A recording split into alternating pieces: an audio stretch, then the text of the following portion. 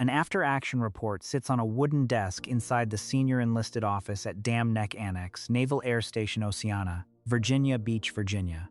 The report is 2 pages, single-spaced, on Naval Special Warfare Development Group letterhead.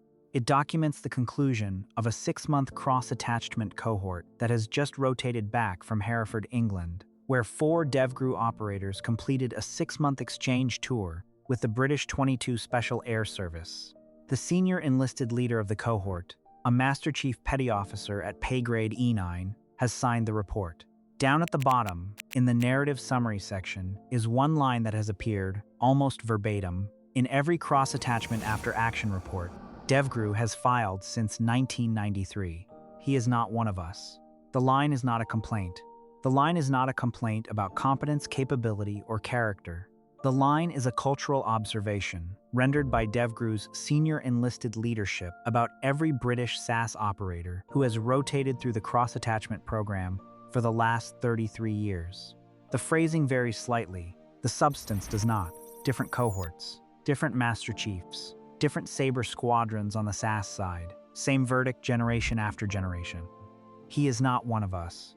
And the parallel verdict, rendered by SAS Warrant Officer Class 12, about DEVGRU operators rotating through Hereford, is the inverse mirror of the same line, in slightly different language, but with identical institutional meaning. 2 of the most refined Tier 1 direct action units on Earth have been working together for 33 years, and their senior enlisted leadership has been quietly documenting the same cultural conclusion from opposite sides of the cross-attachment for that entire time.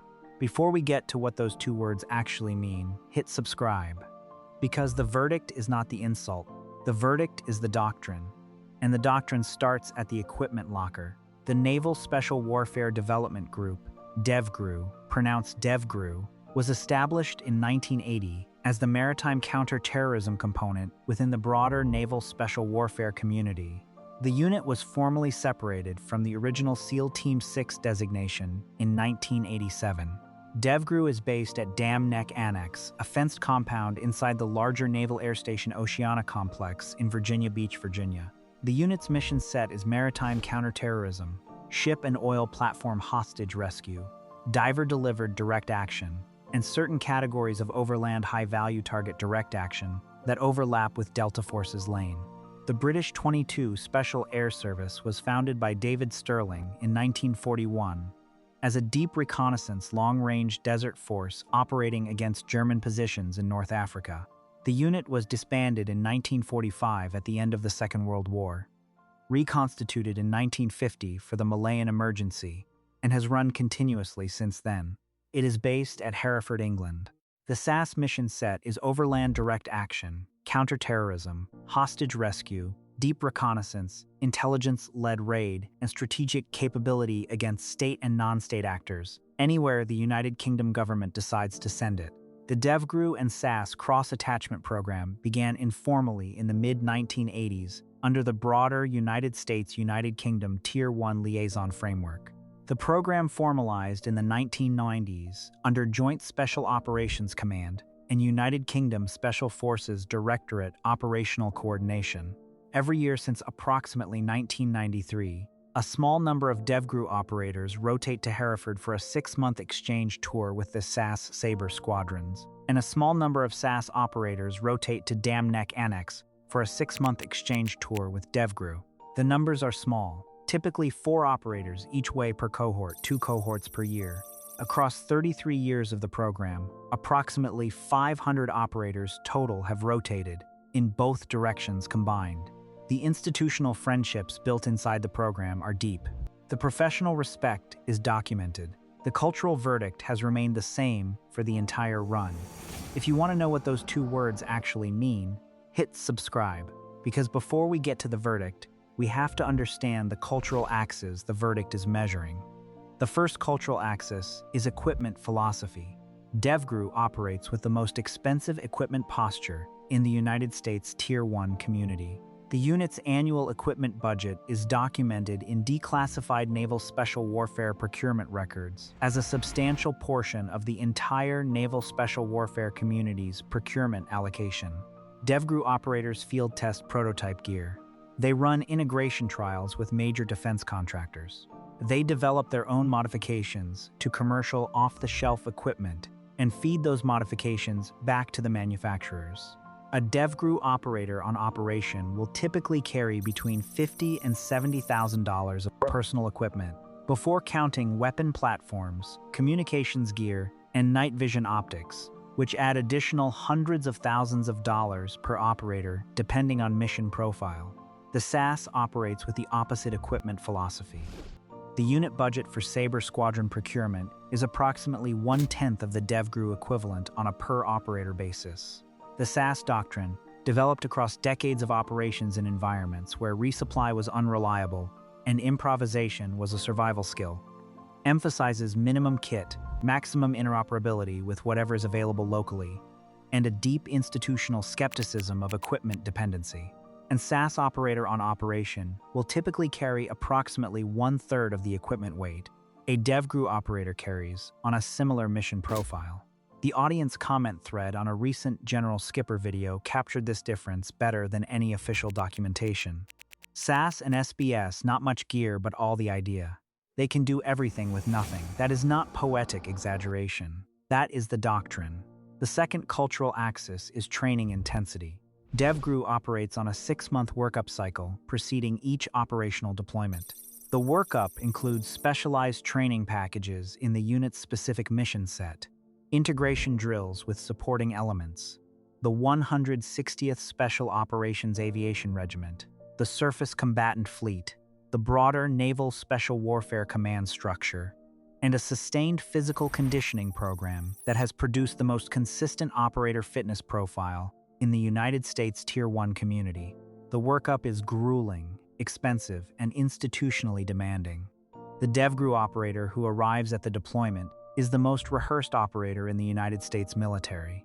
The SAS operates on a different training rhythm.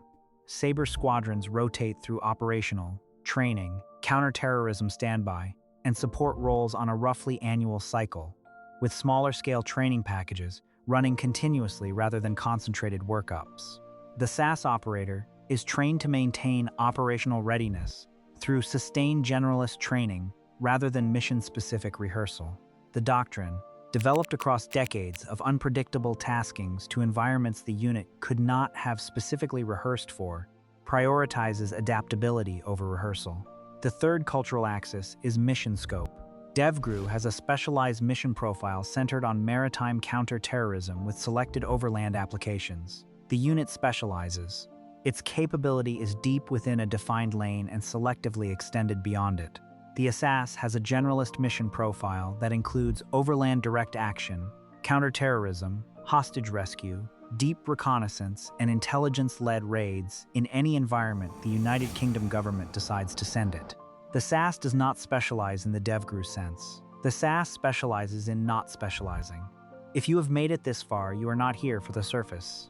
The cadet membership gives you 24-hour early access on every video, the operator emoji in chat, and a place inside the Brotherhood that does not appear on the public feed. Link in description. Back to the verdict. So when the DEVGRU Master Chief signs the after-action report at Dam Neck Annex and writes the line, he is not insulting the SAS operator who rotated through. He is observing a cultural reality. The SAS operator is competent. The SAS operator is courageous. The SAS operator is, in many cases, a more experienced direct action professional than the DEVGRU operators he worked alongside. None of that is in question. What is being observed is that the SAS operator does not operate the way DEVGRU operates. He does not carry the gear DEVGRU carries. He does not train on the rhythm DEVGRU trains on. He does not approach problems with the rehearsal and execution framework DEVGRU uses. He approaches problems with the adaptation and improvisation framework Hereford has trained him to use. The frameworks do not interlock. They run in parallel, and they each work well on their own, but they do not blend. He is not one of us is the observation. He does not run on our methodology. He is welcome inside our compound. He is welcome inside our briefings. He is welcome inside our messes. He is not interchangeable with us. The DEVGRU operators who have worked alongside SAS operators in Iraq, Afghanistan, and Yemen know this. They respect the SAS, they learn from the SAS. They do not become the SAS. And in the same after-action report, in the same handwriting, The Master Chief will often write a second line, slightly further down, that softens and contextualizes the verdict. We learned from them. They learned from us. They are not us. The SAS verdict on DEVGRU is the mirror image. The warrant officer Class 2 who signs the SAS side after action report at Hereford, after a 6-month DEVGRU cohort has rotated through, will typically write a parallel line in the British vocabulary. The phrasing varies. The substance is the same. They are not us. The SAS warrant officer is observing that DEVGRU offers with a methodology that the SAS does not share, and that the cultural fit at Hereford for a DEVGRU operator is partial at best. The DEVGRU operator is competent. The DEVGRU operator is courageous. The DEVGRU operator is in many cases the most highly trained direct action professional Hereford has ever hosted. None of that is in question. The cultural framework is in question. The framework does not interlock. The Pringle Bar at Hereford, the official unit pub on the SAS compound, is the institutional space where the cultural friction is most visible. The Pringle is older than DEVGRU. It is older than Delta Force. It has been the social center of the SAS regimental community since the unit's reconstitution in 1950. When DEVGRU operators rotate to Hereford on cross-attachment, they socialize at the Pringle. They drink the same beer. They eat the same food. They tell the same stories operators tell each other in any military pub anywhere in the world.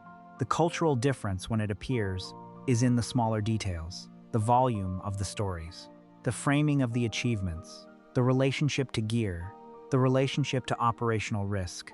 The SAS culture, refined across more than 70 years, runs on understatement, self-deprecation, and a deep skepticism of personal heroism. The DEVGRU culture, refined across more than 40 years, runs differently. Not better, not worse, differently. And the Master Chief who signs the after-action report at Dam Neck Annex is recording the observation honestly. Here is what the CIA Special Activities Center has documented over the same 33-year period. Ground Branch hires both DEVGRU and SAS operators as lateral entries when they retire from active service. Both populations perform at nearly identical levels inside Ground Branch. The doctrinal differences that produce the cross-attachment verdict resolve at Title 50 authority, because the Title 50 operating environment requires adaptation and improvisation more than rehearsal and execution. The Ground Branch officer in his 6th year, regardless of whether he came from DEVGRU or from the SAS, runs the same methodology. The cultural friction that the cross-attachment program documents at Tier 1 does not survive into the Title 50 pipeline. The frameworks converge at the seam. This is the most underreported axis in modern Tier 1 culture. The DEVGRU SAS verdict is not a sign that the relationship is troubled. The relationship is strong. The cross-attachment program is older than the careers of most operators currently in either unit. The professional friendships built inside the program survive retirement and continue into the post-service, civilian, and intelligence careers of the operators on both sides. The verdict is a sign that the doctrine differences are real, the cultural differences are real, and that two of the most refined Tier 1 units on Earth have decided not to pretend the differences do not exist. The honest observation is the foundation of the partnership. The verdict is part of how the partnership stays honest.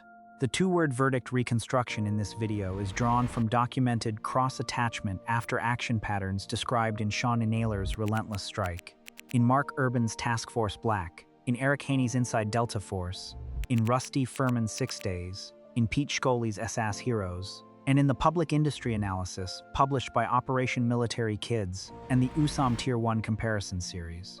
The verdict is not attributed to a named individual operator. It is drawn from the institutional pattern that the documented sources collectively describe. The methodology is identical to the methodology General Skipper used in his 105,000 view production, reconstructing the SEAL Team 6 transfer request incident in October 2003.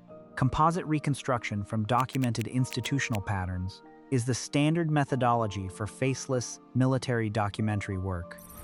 And the cross-attachment verdict pattern is one of the better documented institutional patterns in the modern United States, United Kingdom Tier 1 literature. Here is what the broader special operations discourse will not tell you. The DEVGRU SAS cultural difference is the strongest evidence available that there is no single correct way to build a Tier 1 unit. The two units have produced operationally equivalent results across 33 years of partnership using fundamentally different doctrines, methodologies, and cultural frameworks. The convergence comes at Title 50, at CIA Ground Branch, at the seam where the cultural differences resolve into the institutional purpose. Tell me in the comments which framework you think produces the better long-duration operator. The DEVGRU rehearsal and execution framework, or the SAS adaptation and improvisation framework. And if you want to see the parts the channel cannot say publicly, the members-only videos cover the operators we are not allowed to name on the public feed. That is the official tier. Link in description. The after-action report at Dam Neck Annex is filed in the Senior Enlisted Leaders Secure Archive. The Mirror report at Hereford is filed in the equivalent archive on the British side.